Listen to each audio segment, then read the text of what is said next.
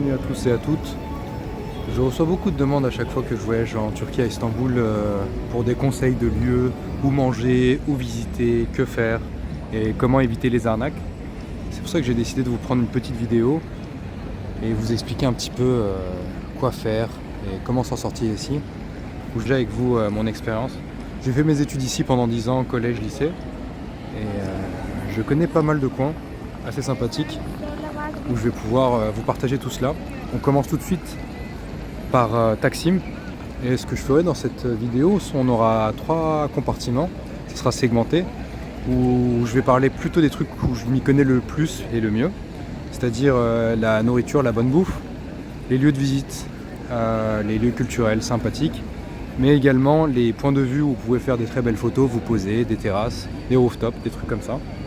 Et finalement, comment éviter les arnaques et trouver de quoi faire un bon shopping ici sans se faire très très mal. N'hésitez pas surtout si vous avez des recommandations, des connaissances ou des choses que vous aimeriez qu'on teste pour qu'on puisse également vous donner notre avis et partager tout ça en commentaire. La place de Taksim, donc c'est très connu pour les arnaques, les attrapes touristes, mais également des très bons coins si vous savez vous y prendre. Une des premières spécialités, ça s'appelle le ıslak hamburger. Un petit burger avec petite viande mais cuit à la vapeur. Je vais vous montrer tout de suite dans les premiers buffets qui sont à côté, qui coûtent pas très cher. Vous pouvez prendre à emporter ou cheese normal. Ça fait un petit snack.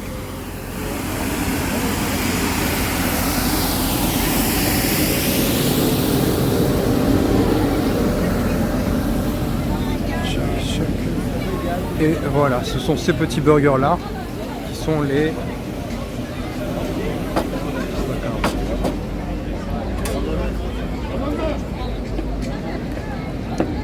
très très bons.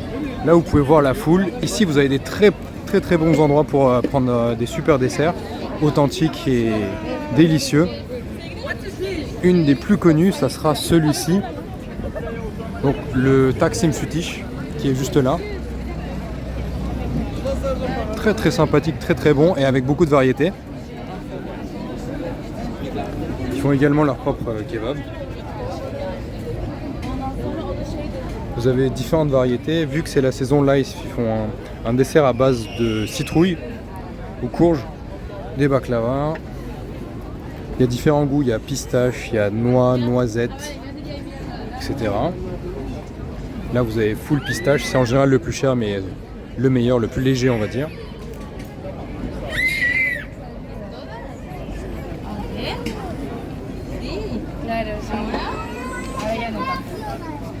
Après, le deuxième endroit qui est très sympathique et le plus réputé, ça sera celui de Hafız Mustafa qui est là et qui a des très belles vues le soir sur la mosquée qui est à côté. Je vais vous le montrer d'ici si j'arrive à le voir.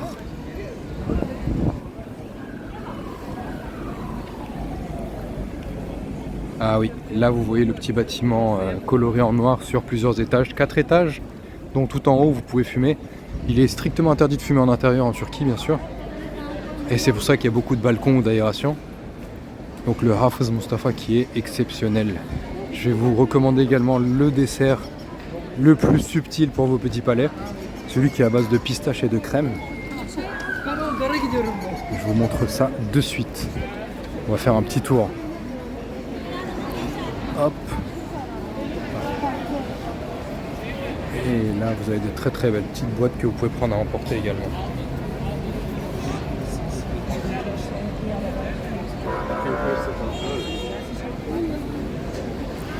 Donc là, on rentre à l'intérieur.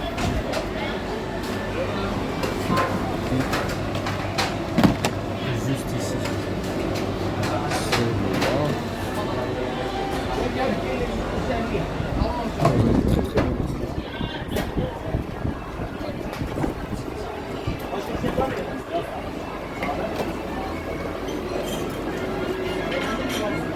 Vous avez beaucoup de petites boîtes à emporter.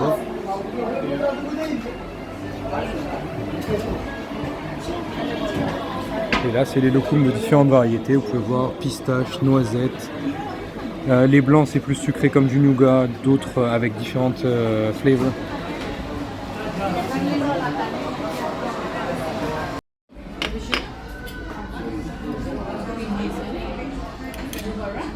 C'est un des meilleurs desserts d'Istanbul, vraiment. Celui-là et celui-là, je vous les présente. Le alla trileçe, donc trileçe 3 laits à la pistache, avec une petite crème glacée. Et là, on a le baklava en forme de triangle avec de la glace et pistache. 40 couches, excellent. Avec le petit lokoum et le petit thé. Plus loin, vous allez avoir des très très bons desserts encore une fois. Il y en a un qui s'appelle Safa. Il va vous faire des très très bons desserts de la région duquel viennent les baklava. Et pour le shopping, vous pouvez avoir les marques classiques, mais bon, ça sera un prix classique, quoi. Il n'y aura pas de grosses arnaques ici. C'est des marques assez connues. Vous n'aurez pas de grosses promotions par rapport aux marques que vous pouvez trouver en Europe, comme les Nike, etc. Mais les marques locales, qui coûtent en général un poil moins cher. Et vous êtes certain de ne pas vous faire arnaquer. Vous aurez différents types de magasins qui vont se répéter sur la rue. À guise d'indication, le McDo, il y en a 3. Le Hafez Mustafa qui est juste ici, vous en allez en avoir aussi 2 ou 3. Tout se répète.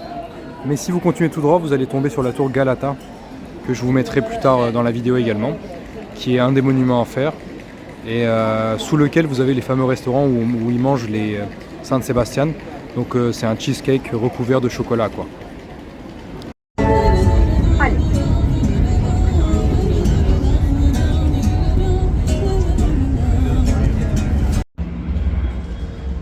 Lorsque vous descendez donc du métro de Haliç, vous avez également un petit endroit sympa pour pouvoir faire des photos panoramiques, juste au-dessus là.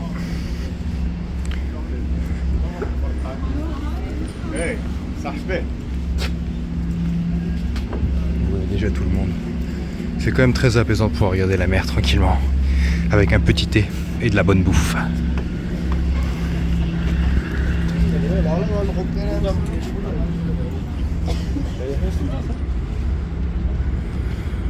Eh oui, tout au fond vous allez... Oh, que dalle. On voit la mosquée donc Süleymaniye, les autres c'est des petites mosquées. Et derrière vous avez la mosquée donc Hagia Sophia Sainte-Sophie qui est collée à la mosquée bleue, mais qu'on voit pas d'ici, qu'on ne voit pas très bien. Encore un niveau au-dessus.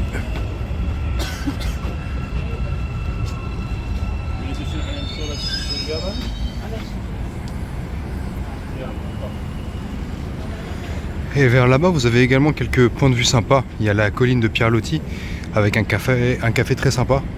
Pierre Loti c'était un poète et écrivain français qui avait vécu en Turquie à Istanbul. Et vous avez également vers là-bas un petit musée très sympathique que vous pouvez faire en tout premier. Ça s'appelle Miniature, que vous avez tous les monuments de la ville en miniature. Et vous pouvez les écouter dans les langues que vous voulez, anglais, français, etc. Comme ça, après, vous pouvez choisir les monuments qui vous intéressent le plus.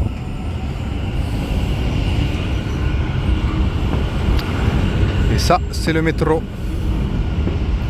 Le quartier Haliç, la Corne d'Or, en français. Et juste en face de moi, vous pouvez voir la tour Galata. Puis la partie plutôt historique de la ville, où vous allez voir les fameuses mosquées, la mosquée bleue, et ainsi que la mosquée Hagia Sophia. Vous avez donc ici, vous pouvez retrouver tout ce qui est touristique, que ce soit les lokoums ou les sucreries, les différents types de desserts que vous recherchez, mais également tout type de contrefaçon de bonne qualité comme de mauvaise qualité. Et c'est là où toutes vos qualités de négociateur vont entrer en jeu. Mais également niveau nourriture, vous pouvez trouver pas mal de choses, dont des spécialités locales, à savoir au niveau du pont. Donc vous allez voir juste en dessous du pont une quantité astronomique de restaurants, tous spécialisés dans les poissons, plus ou moins chic selon ce que vous aimez. Et au pied du pont, sur la partie droite, vous allez également pouvoir voir, attendez, je vais avancer un petit peu comme ça vous verrez un peu mieux. Vous allez voir des restaurants sous forme de bateaux-mouches qui vendent directement le plat typique du coin, le balık ekmek, donc du pain et du poisson dedans, poisson grillé avec quelques légumes parfois, ou salade, verdure et oignons. Donc là on peut à peu près les apercevoir, je les prendrai aussi de plus proche, de plus près comme ça vous pourrez le voir. Et pile en face, là où il y a la grande tour de télécommunications, là c'est le côté asiatique. Donc là je vais pouvoir filmer un peu plus pour vous. Voici une des spécialités locales, donc les fameux morceaux de poisson là qui se font griller. Et vous voyez la queue qui se fait pour en manger quoi. Bon, je suis pas très grand fan, mais malgré que j'aime pas le poisson, c'est quand même pas très mal.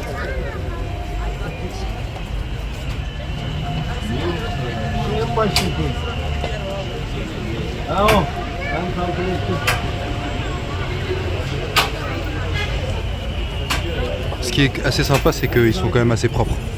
En fait, le type de poisson qu'ils utilisent, c'est du maquereau. Et là, vous avez donc les prix actuels. Du maquereau qui se fait griller. Donc, voilà, on arrive au niveau de la première grande mosquée. On vient retrouver notre premier panorama ici. Au niveau des dômes que vous allez voir. Vous avez également énormément de cafés, de terrasses. Endroit très sympathique avec vue panoramique. Et vous verrez dans tous les cas dans la rue juste parallèle là, il y a des messieurs qui vous attendent à chaque coin de rue pour essayer de vous emmener dans leur restaurant. Ou leur café. Ou leur lounge. Là c'est l'entrée de la mosquée. Et il y a un côté pour les visiteurs, il y a un côté pour ceux qui désirent y prier. L'intérieur est assez impressionnant, on va déjà d'ailleurs faire un petit tour. Après je vous montrerai le panneau. Donc ça c'est l'intérieur.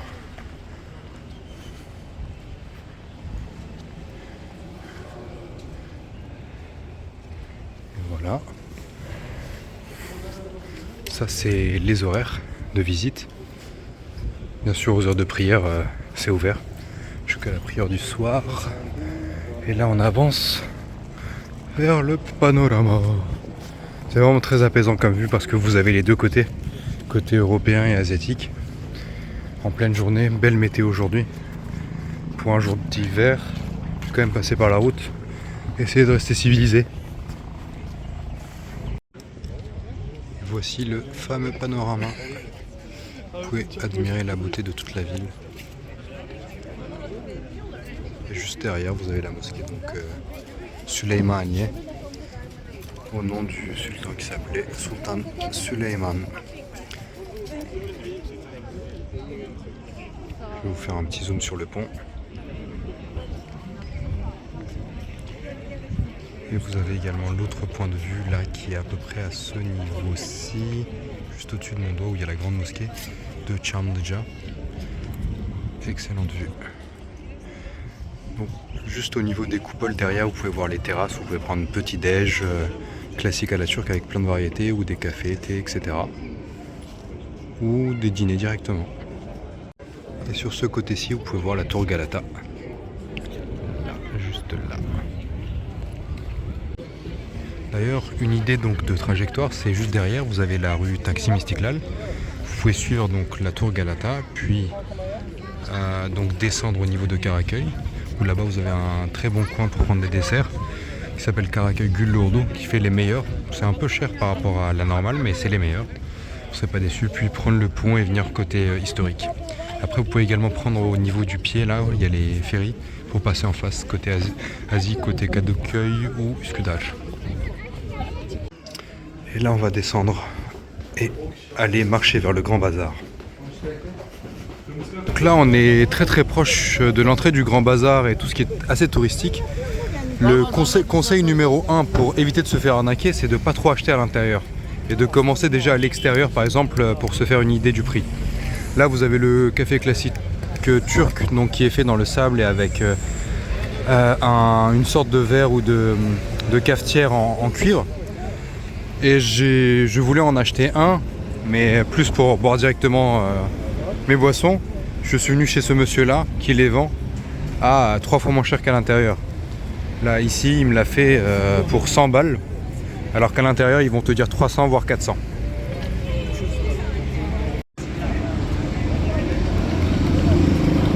Ça, c'est un café classique turc, donc cuisson sable pour avoir une température homogène et qui est cuit dans des contenants en cuivre. Pardon. Là, c'est la qualité supérieure à la turque.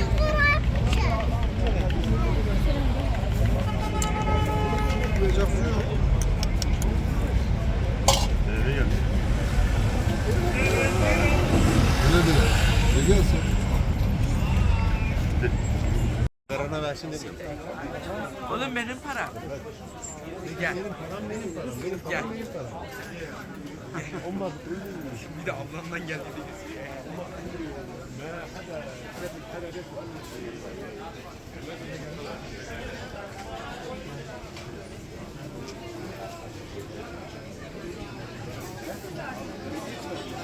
On se dirige maintenant donc vers le Grand Bazar et on va goûter aussi au künefe, un dessert à base de cheveux d'ange, assez bon. En Turquie, donc on y ajoute ce qu'on appelle le kaymak, c'est de la crème que vous voyez là en blanc avec un petit peu de pistache par-dessus. Ça allège un petit peu le dessert. Miam, miam, miam. Nous y voilà finalement, après avoir dégusté notre délicieux künefe. Donc le Kapalı Çarşı, Grand Bazar ou Mısır Çarşısı. Mısır Çarşısı qui vient le mot littéralement qui signifie l'Égypte. Donc c'est le marché égyptien, en gros, le marché aux puces, où vous allez pouvoir trouver vraiment tout ce qui vous intéresse quasiment en tant que touriste.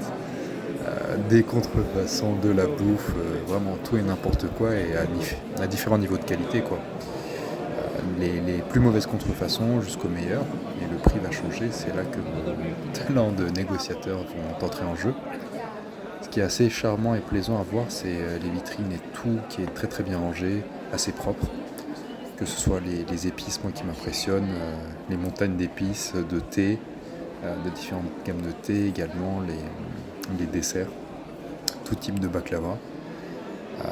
C'est assez beau à voir. Un autre conseil assez important que j'aimerais vous donner, qui me tient à cœur, c'est lorsque vous voyez ces très très belles montagnes bien rangées, etc., d'épices, de bouffe ou de quoi que ce soit, dites-vous que c'est resté à l'air libre pendant certains moments et que c'est pas forcément le truc le plus frais. Donc goûtez toujours ou demandez à goûter, dans tous les cas ils vous feront goûter, même ils vous proposent ça, ils essayent de vous attirer. Donc goûtez avant d'acheter. Et comme ça vous ne serez pas déçus quoi. Et on essaye d'éviter les mauvaises expériences à tout prix parce que je sais pas vous mais pour moi c'est ce qui gâche le plus. Lorsque vous êtes en vacances et qu'il y a de la bonne bouffe, vous êtes heureux. Mais vous voyez la bonne bouffe, ils vous font goûter la bonne bouffe et une fois arrivé chez vous et que vous présentez ça aux autres, c'est dégueulasse. Donc on aimerait éviter ça à tout prix. Je profite également de l'occasion pour me faire cirer les chaussures rapidement.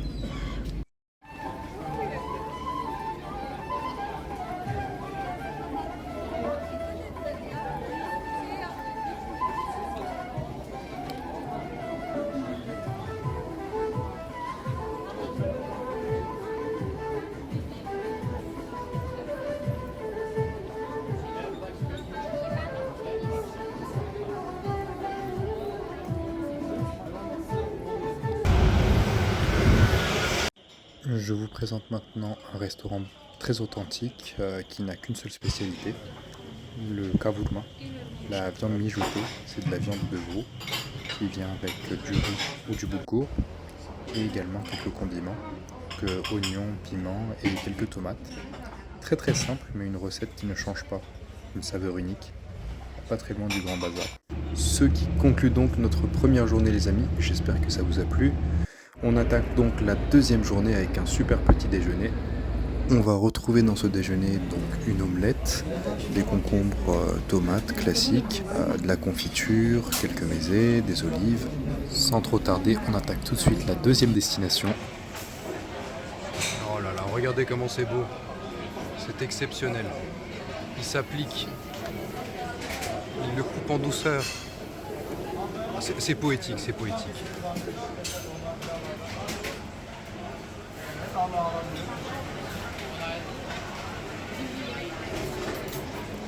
Benim bir pilav. Sadece çorba mı efendim? 100 gramlık pilav istiyorum. 150. J'ai pris 100. J'ai pris 150 grammes. Et ceux-là, ils sont effectivement exceptionnels aussi. C'est des içli köfte, donc il y a des pistaches et noix dedans. Teşekkürler. Regardez-moi ça. Exceptionnel cette qualité. Alors, à la différence de la France et des pays européens, il ne faut pas s'attendre à d'énormes quantités de produits à côté, comme les frites ou la salade. Si on vous donne un morceau de tomate, un de piment et quelques frites, puis surtout beaucoup de riz en dessous. Pour votre information. Mais bon, la viande est tellement bonne que tu n'as pas besoin de sauce ou de quoi que ce soit. Elle est marinée pendant 24 heures à 48 heures. Sans perdre de temps, on attaque la prochaine destination. Voici le restaurant très très sympathique. Et maintenant on va manger donc ce qu'on appelle en Turquie des börek. Il y a 10 000 variétés de börek. Et c'est fait à base de pâtes. Donc ce que vous voyez là au fond, ça s'appelle les çiğ börek. Là elle va me l'en faire avec de la viande hachée. Et elle va faire cuire ça directement sur le saç, qu'on appelle ça en turc, la plaque métallique. Avant c'était chauffé au feu de bois, mais là c'est à gaz. Et c'est exceptionnel. Moi je vais en prendre un.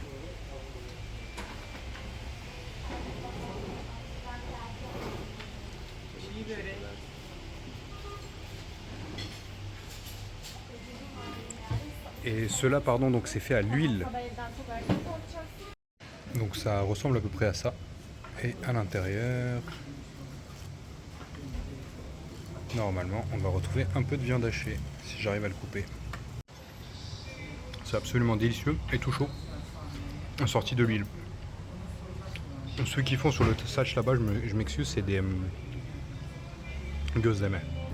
Vous l'aurez très certainement remarqué que j'ai pris un seul börek et pas deux, parce qu'une portion normalement c'est deux. Mais il fallait bien garder de la place pour notre prochaine destination et finale pour aujourd'hui, Solpe. Donc voici finalement le restaurant que j'attendais depuis un moment, le fameux Solpe. Ici on est à l'intérieur du centre commercial Canyon, qui est assez chic et assez discret. En général les prix sont beaucoup plus abordables qu'au Grand Bazar. Et je pense me prendre un petit menu relax par exemple. On va voir ce que ça donne. Et voici notre menu, donc ça vient avec frites. Oh là là, ça a l'air magnifique. Regarde-moi ça. Bien juicy. Oh là là là, ça coule encore. Et une petite boisson. Bon, moi j'attaque ça. Et je vous dis ce que j'en pense, mais ça a l'air déjà exceptionnel. Pour le prix d'un menu chez McDonald's, je pense qu'on peut pas faire mieux. Absolument succulent. Tout est fait maison, du pain jusqu'à la viande du boucher. Vraiment magnifique. Bon, je continue à savourer. Également un petit détail que j'avais pas remarqué, c'est le petit morceau de salami. Les frites sont magnifiques, mais vraiment chaudes et toutes fraîches. Ça se sent tout fond dans la bouche. Et ça, c'est leur fameux dessert au chocolat. C'est un petit peu comme un brownie, pas un fondant, qui est assez bon. On va le goûter, on va vous montrer tout ça. Là, on passe au moment de la dégustation. Un peu dur la texture. C'est dur mais très très bon. Avec quelques petits morceaux de noisettes. Mais rien d'exceptionnel. Je pense qu'on a de meilleures pâtisseries en France et en Italie. Pour la Turquie, ça tient la route. Et tout en bas, il y a un petit croustillon. Donc voilà la partie plutôt crémeuse, mais qui est assez fat, un peu lourde. Et la partie croustillante.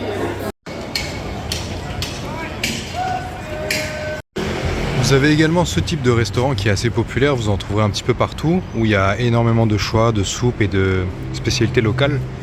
Ça s'appelle des esnaf lokantası. Lokanta, le terme italien pour dire restaurant, et esnaf pour les commerçants. Je vais filmer ça d'un peu plus près. En général, vous avez les desserts classiques de saison. Ça peut être assez sympa. Là, c'est du riz au lait, une sorte de pudding et un autre truc avec... j'ai oublié le nom en turc, mais également en français. Donc voilà. C'est intéressant et vous avez énormément de plats différents. Voilà. Énormément de choix. Il y en a certains qui sont meilleurs que d'autres. Vous pouvez regarder la gueule et si c'est plus ou moins fréquenté, si c'est propre. En général, c'est quand même assez propre. Très très haut. Et les prix sont beaucoup plus abordables puisque c'est un restaurant de commerçants. Vous pouvez voir un petit peu là vite fait. Aujourd'hui, je suis au niveau de Beşiktaş, du quartier de Beşiktaş. Tout proche de la mer, là où on peut voir la tour de Léandre. Et il y a un monument qui vient de me surprendre, que j'avais pas vu auparavant, qui est assez récent. C'est celui-ci. C'est en fait la tombe de comment est-ce qu'on l'appelle déjà en français, Barberousse, le fameux capitaine de l'Empire ottoman, qui a donc son cimetière qui est juste ici, en face du Bosphore. C'est celui qui a conquis l'Algérie et également la Tunisie à l'époque. Voilà, c'était un petit mémo à ce sujet. Aujourd'hui on va continuer, je vais vous faire un petit tour du Bosphore. Je vais prendre le bateau pour passer en face et essayer de filmer un petit peu et vous conseiller sur d'autres endroits. En face en fait, côté asiatique, c'est essentiellement les locaux qui y sont, beaucoup moins de touristes. La nourriture y est souvent un peu moins chère également, comme les loyers. Et vous pouvez faire du shopping vestimentaire ou alimentaire. Un des endroits super sympathiques à Beşiktaş, si vous voulez prendre par exemple un petit déjeuner avec vue sur la mer, sur le Bosphore, c'est ces endroits-là. Vous pouvez monter lorsque vous voyez Dürümce Barbaros Café et Hanedan. C'est des restaurants assez chics qui proposent jusqu'à midi à peu près des brunchs durant les week-ends et en semaine, avec des très belles vues. Et en général, dès que vous vous baladez au bord du Bosphore, vous avez souvent des endroits comme ça. Il suffit juste de regarder un petit peu, de lever la tête et de voir s'il y a moyen d'y accéder facilement ou non. Là par exemple, pour monter sur celui-là, c'est assez c'est contre-intuitif parce qu'il faut passer par le local de Dürümce. Vous montez tout en haut et après vous pouvez accéder tout à droite. Il n'y a pas d'entrée directe parce qu'en fait en bas ça appartient à d'autres enseignes. Sinon vous avez le Hanedan là qui vient d'ouvrir juste en dessous. Mais bon, voilà. Petite info, moi je vais aller prendre mon petit bateau. Ce qui est génial à Istanbul, c'est qu'avec une seule carte, vous pouvez monter dans tous les types de transports, que ce soit métro, métrobus, tramway, funiculaire, quoi d'autre? Bah ça là, le ferry. Allons-y, let's go. Et vous pouvez la recharger par cash ou par carte de crédit. Une des spécialités locales ici, c'est le simit, la petite pâtisserie ronde, un petit peu le croissant de la Turquie avec beaucoup de sésame. Je vous le conseille dans... Et ici vous avez donc les horaires qui sont accessibles. Une autre chose à faire très attention, c'est l'endroit où vous allez, parce que là par exemple c'est bien indiqué cas d'accueil. Il y en a d'autres qui vont à Üsküdar, d'autres qui vont dans des endroits totalement comme celui-là où il y a écrit Üsküdar Beşiktaş par exemple. Et il y en a à peu près toutes les 30 minutes, c'est assez rapide, ça prend une quinzaine de minutes pour y accéder. Et ici vous pouvez faire directement les tours du Bosphore qui coûtent vraiment que dalle et je vous le conseille, comme ça vous permet de vous repérer également. Vous avez la map avec les différents monuments plus ou moins importants que vous pouvez visiter, historiques, touristiques, et c'est vraiment magnifique. J'hésite là du coup entre passer en face ou faire le tour du Bosphore. Et ici vous avez les horaires, le détail.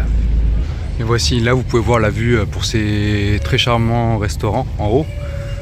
J'ai eu l'occasion d'y manger, vraiment c'est top top top pour leur petit déj. C'est impossible à terminer pour deux, le petit déj qu'ils proposent. Et également l'autre restaurant qui est beaucoup plus orienté grillade, kebab, etc. Excellent également. Un peu épicé et piquant pour les plus fragiles d'entre vous, mais sinon vraiment excellent. Juste à côté donc de l'endroit où vous pouvez faire des tours du Bosphore, il y a cet endroit qui est assez sympathique, qui appartient à la mairie de Beşiktaş. Vous pouvez également prendre des petits déj, manger, boire un petit quelque chose, et tout en étant vraiment tout proche de la mer quoi. Vous avez les tables là et la nourriture, je sais pas si elle est synonyme de qualité, j'ai jamais pu goûter, enfin j'ai jamais goûté, mais très très sympathique quoi. En tout cas pour la vue. Sauf que le souci c'est que souvent c'est blindé, donc soit il faut venir tôt, soit une journée où il pleut un petit peu comme ça. Vous avez moyen de choper une table, mais quoique là, quand je filme, je m'aperçois que même là, je vois pas une seule table de disponible. Mais la vue est absolument incroyable, malgré un petit peu le brouillard et le mauvais temps. Ce qui est absolument génial quand il pleut à Istanbul, c'est que tous les trucs les plus populaires sont absolument vides, il n'y a pas de queue. Dont par exemple ce kebab qui est un des plus anciens et qui fait de la viande de dingue, que je vous recommande et conseille à tous. C'est bon, on a pris notre billet et notre sandwich, on est prêt pour notre tour. Et en plus il commence à faire beau, j'espère que ce sera un peu plus ensoleillé, comme ça je vous filme tout ça. Et je vous mets donc une petite vidéo d'Istanbul à jour avec le tour du Bosphore. 200 TL, ça fait quoi en euros? Je vais vous dire ça tout de suite également. Comme ça vous avez un ordre de grandeur, mais ça fait moins de 10 € parce que 1 euro faisant 36,70 en ce moment. Donc ça doit faire aller dans les 6 ou 7 euros max. Pour un tour d'1h15 minutes, c'est un très très bon rapport qualité-prix. On est content. Il faut mettre les pouces bleus. Et là, on va monter dans le bateau. Et il y aura quasiment personne.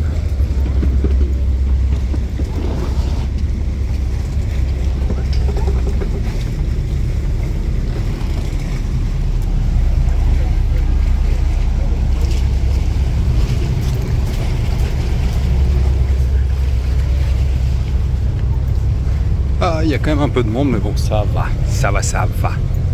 Un des plus grands plaisirs de la vie, c'est de choper son bon sandwich magnifique et de le manger face au Bosphore. Şanlıurfa, kiliseleri ve sinagoglarıyla Boğaziçi'nin en renkli semtidir. İspanya Kral ve Kraliçesi'nin Hristiyan olmayı reddedince gemilere doldurup denize attığı Safarat Musevilerini Padişah 2. Beyazıt Han'ın kabul ettiği noktadır.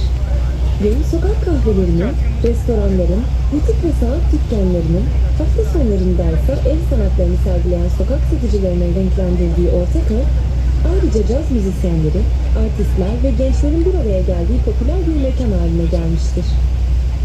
Ortaköy is the most stirring vicinity of Bosphorus with its churches and synagogues along with the mosques that resembles the tolerance against minorities shown by Ottoman Empire. Ça, c'est l'île de l'équipe de foot Galatasaray pour ceux qui connaissent d'entre vous. Ils ont une piscine et un nightclub, etc.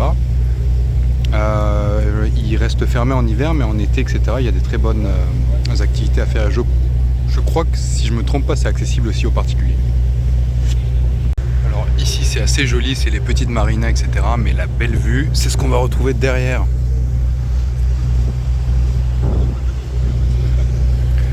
Ça fait tellement du bien, ça remonte le moral quand on se sent mal. Et il n'y a personne, petit arc-en-ciel, le lycée militaire qui est en face. Ah là là. À chaque fois que je viens sur Istanbul, j'essaie de le faire au moins une fois, ça dure 1 heure, c'est pas très cher.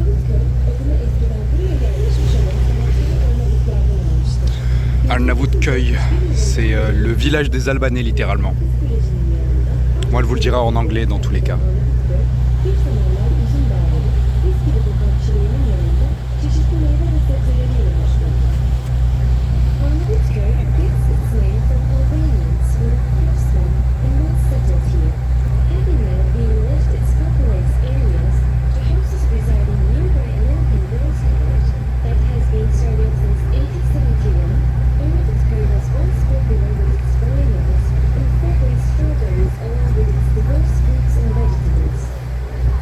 À force de le faire, je commence à connaître par cœur les répliques. Ouais. Ici, c'est un des quartiers aussi qui est quand même assez chic avec des très bons restaurants, des très bons cafés. Vous pouvez difficilement être déçu de ce que vous testez ici en général. Et on commence à apercevoir le château fort qui est en orange vers le fond là-bas. On est bien chanceux parce qu'il pleuvait quand même beaucoup au début, j'ai eu peur, je me suis dit le tournage va être raté, mais ça va, on s'y plaît bien. Là vous voyez il y a encore plein de terrasses, plein de rooftop possibles. Cette vue là elle est simplement incroyable, incroyable.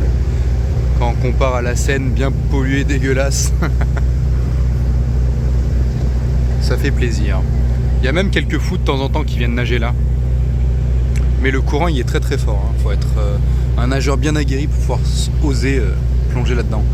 Et vous allez également rencontrer pas mal de pêcheurs. Donc faites attention à vos pieds. On a pu faire quand même majoritairement tous les endroits touristiques que vous pourriez faire ou que vous aimeriez, que n'importe quel touriste aimerait faire en général. En commençant par la place la plus connue, Taksim Istiklal, où vous allez pouvoir goûter à plein de choses et vous balader, faire du shopping, etc. sans être totalement arnaqué.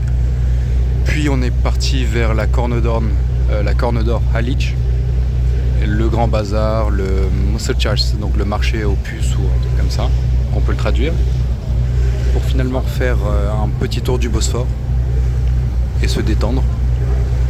Il y a tellement de choix, tellement de possibilités, tellement de choses à faire que chacun peut optimiser son voyage comme il veut. Moi, mes incontournables, c'est bien manger, faire un petit peu de shopping et après me balader, me promener, revoir des endroits sympathiques, les points de vue. Il y en a vraiment à peu près partout, mais là où il y a des maisons individuelles, c'est plus compliqué. Sinon, il y a des tours, des gratte-ciel aussi où vous pouvez monter. Il y en a un qui s'appelle Saphir, c'est le plus grand. Il y a un café terrasse au-dessus.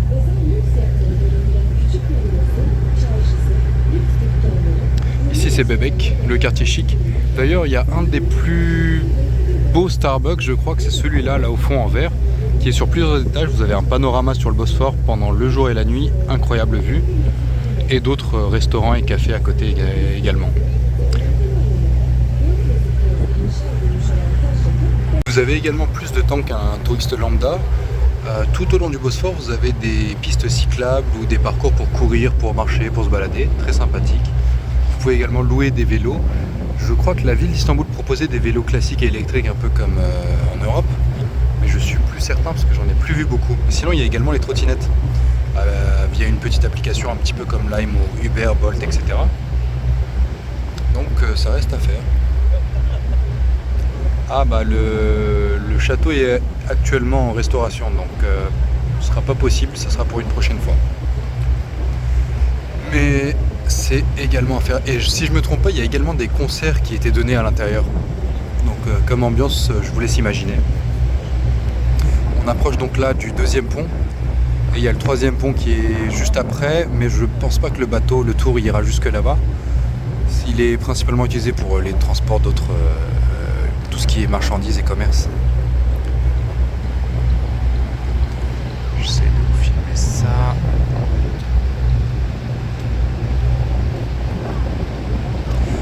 Et d'ailleurs, j'ai vécu 10 ans dans cette ville, mais c'est un des seuls monuments à chaque fois que je me dis que je vais le faire, et j'ai jamais pu le faire. Soit il est en construction, soit il y a un malheur qui m'arrive, mais bon, il reste sur la liste, ça sera à faire. Mais juste de le voir de l'extérieur, c'est déjà assez impressionnant.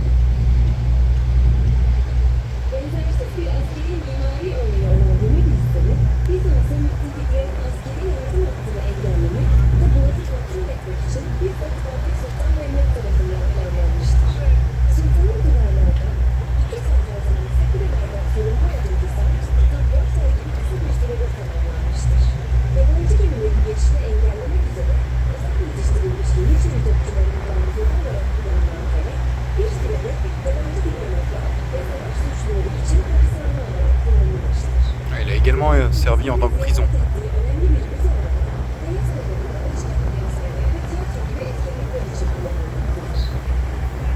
Voilà, il y a bien des concerts et autres. Le café juste en face est également top.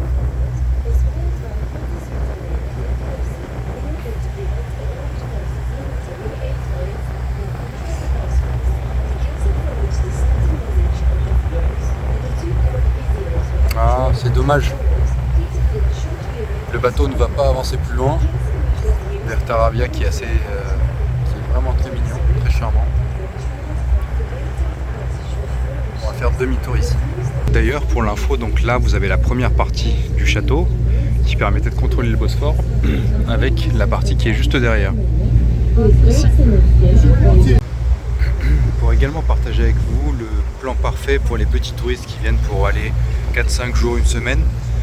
C'est si vous arrivez à voir la tour Galata qui est à peu près là, et que vous habitez dans le coin, bah vous faites tout ce qui est Taksim en haut, puis vous décalez vers la gauche, là où il y a la Corne d'Or, toutes les mosquées, le coin, le grand bazar, etc. Ça va vous prendre tout le temps et vous terminez par un petit tour du Bosphore. Et si vous avez plus de jours, plus de temps, bah vous pouvez faire encore toute la ville, tout ce qui reste quoi. Allez, je vous filme encore un tout petit peu cette vue magnifique. Comme ça vous en profitez avec moi. Et je pense qu'on va terminer la vidéo dans pas très longtemps.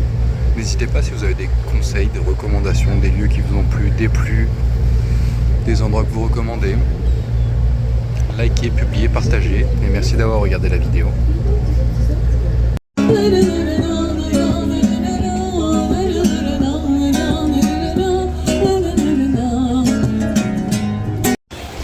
Et nous revoilà à Kadıköy. Ça va graille fort.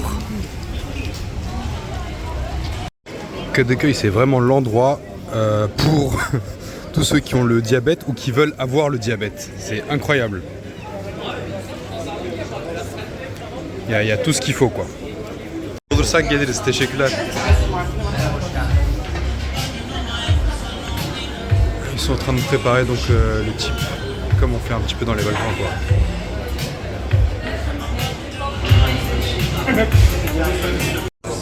Donc voici le fameux dessert. Le concept n'est pas très mauvais et avec un décor assez sympathique.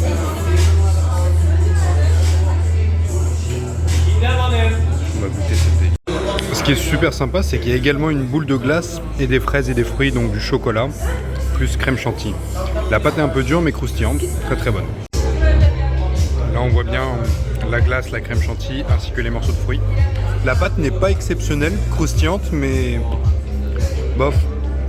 Je pense un peu plus de chocolat, ça aurait été pas mal.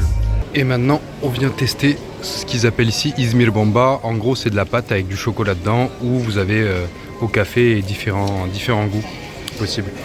Moi, j'ai pris la formule à 85 avec une boule de glace. Ce qu'ils font, c'est qu'ils le chauffent un petit peu au micro-ondes et ça vous donne un petit résultat normalement bien fondant, comme vous pouvez le voir. Miam miam miam. Bon allez, on va déguster tout ça.